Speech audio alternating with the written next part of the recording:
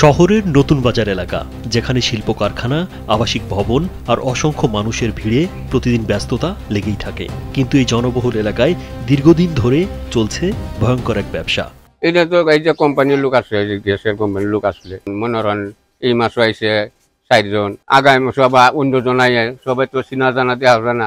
আমরা তো বিল্ডিং নাই যে ব্যবসায় দিলাম লাখ টাকা 50,000 টাকা দিয়ে ঘুষা দিয়ে দেয়, এটা তো আমরা পারি। তো আমি যে টাকাটা দিছি, আমার কাছে কোনো মানে লিখিত কোনো কাগজ নাই, বই দিয়ে আবার ফেরত নিয়ে গেছে। মানে টাকাটা নেওয়ার পরে সে আবার বইটা ফেরত নিয়ে গেছে। আমি বাড়িতে ছিলাম না।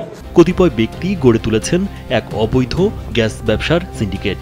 সাংবাদিক পরিচয়কে ঢাল বানিয়ে প্রতারণা চালাচ্ছে দীর্ঘদিন ধরে। বলছিলাম গাজীপুরের কোনাবাড়ি নতুন বাজার এলাকার কথা। এটা তো মেয়ের আমি প্রথম ফোন করে বললাম, এটা নিয়ে তুমি বলো বুঝবো না, নিউজ করবো না, নিউজ করবো এসে করেন। এই বিষয়ে বক্তব্য দিতে বলবো না, এই বিষয়ে বক্তব্য দেবো না। আপনি বলেন উনি এই বিষয়ে বক্তব্য দিব না, ঠিক আছে? এই বই লিখে দিয়ে দেন। সোনামণিকে নিয়ে আমি থাকি চিন্তামুক্ত, কারণ আমি ব্যবহার করি SMC smile baby diaper. Titas গ্যাসের কর্মকর্তাদের নাম ভাঙিয়ে বা তাদের ঘনিষ্ঠ দাবি করে মানুষকে বিভ্রান্ত করছে প্রতিনিয়ত। সিন্ডিকেটের মূল কৌশল ভয় দেখানো। কখনো বলে সংযোগ কেটে দেবে, দেখান মামলার ভয়। আবার কখনো দাবি করে তারা তিতাসের হয়ে অভিযান চালাচ্ছে।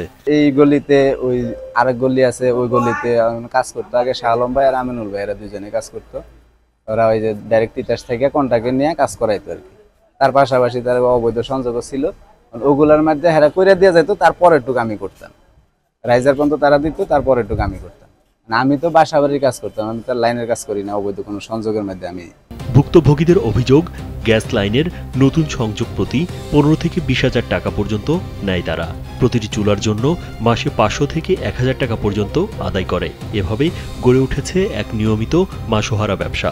আমার 2টা চুলা 1,000 টাকা প্রতি মাসে বিল হিসাব করে শাহ আলমরে দেওয়া হইত, আর এটার সংযোগ ফি হিসাবে 20,000 টাকা নিচ্ছে শাহ আলম আমার কাছে। এইভাবে আমি 1,000 করে দিয়ে আইছি এই পর্যন্ত। এরপরে এখন সংযোগ মাঝখানে কাইটা দেওয়া হয়েছিল, কাইটা দেওয়ার পরে এখন এটা নতুন করে আমরাই মানে 3-4 জনে মিলে একটা লাইজার নামাইয়া এখন বর্তমানে দেড় আমি 4টা চুলা বাবদ 1,000 করে টাকা দিই। তিতাস গ্যাস ট্রান্সমিশন অ্যান্ড ডিস্ট্রিবিউশনের চন্দ্রা জোনের উপমহাব্যবস্থাপক প্রকৌশলী মোহাম্মদ এরশাদ মাহমুদ কোনো মন্তব্য করতে রাজি হননি। যদি মনে করে দিবেন তাহলে এরকম মানে আমাদের এই তথ্য আপনাকে যেগুলো এগুলো কিন্তু এইভাবে বলতে পারছে প্রতিনিয়ত আমাদের মোবাইল কল হচ্ছে।